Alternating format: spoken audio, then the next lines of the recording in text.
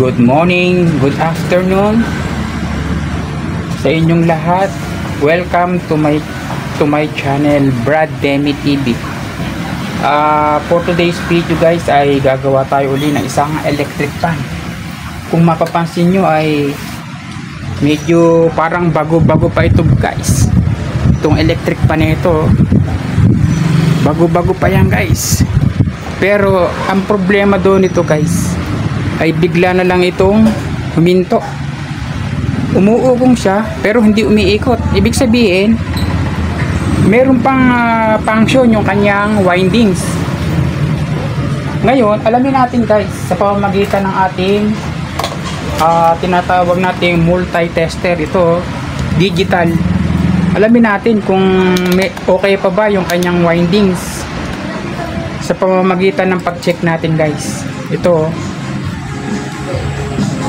yan o, kung napansin nyo guys, yan, nagpa-function yung ating multitester yan o. Ngayon, kuhanin natin itong ating plug. Yan, lagay natin yung sa magkabilang nito guys, terminal yan. Ngayon, pagka nakaganyan na siya guys, naka-plug na siya yan o. Ayan, meron na kagad siyang reading o, 36. Pag ito guys ay may variation ng tinatawag nating ohms, ibig buo pa yung kanyang winding.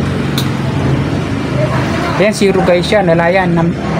Ayan, number 1, number 2, ayan, number 3. Ibig sabihin may variation guys ng tinatawag nating function ng kanyang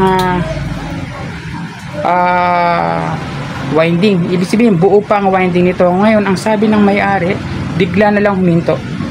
So check upin nga natin guys kung ano problema nito, kung bakit biglang huminto.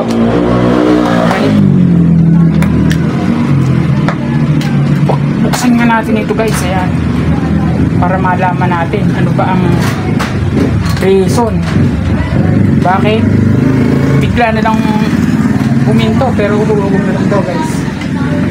Yan, pansinin natin yan guys. So freewheeling naman siya, freewheeling oh.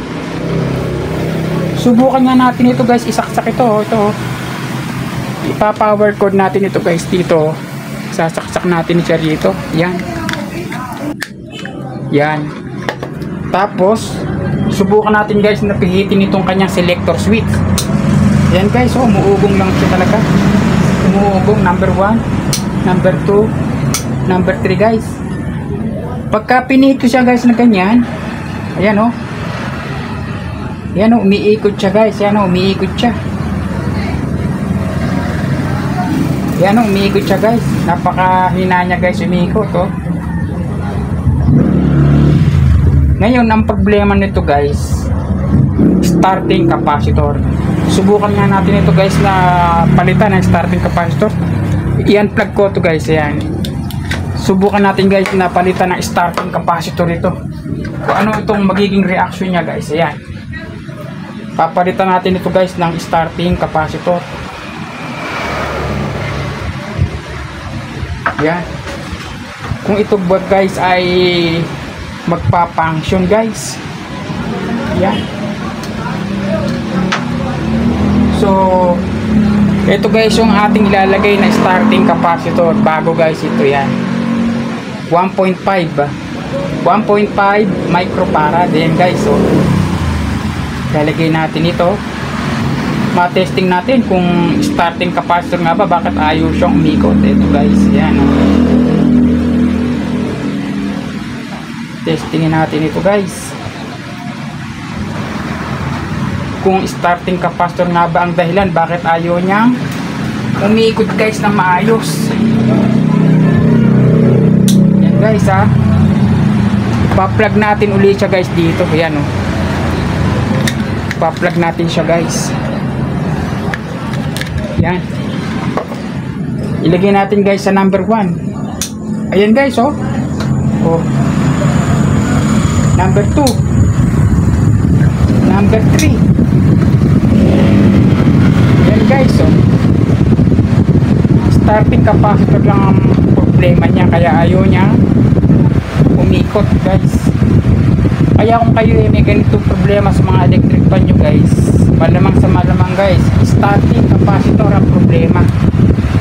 napakamura lang guys dito. Halaga nito ay mga almost 35 pesos lang ito guys. So kung nagustuhan nyo ang aking video guys, ay paki-subscribe na guys at paki-like na rin guys. So thank you for watching guys, Brad Demi TV. Thank you.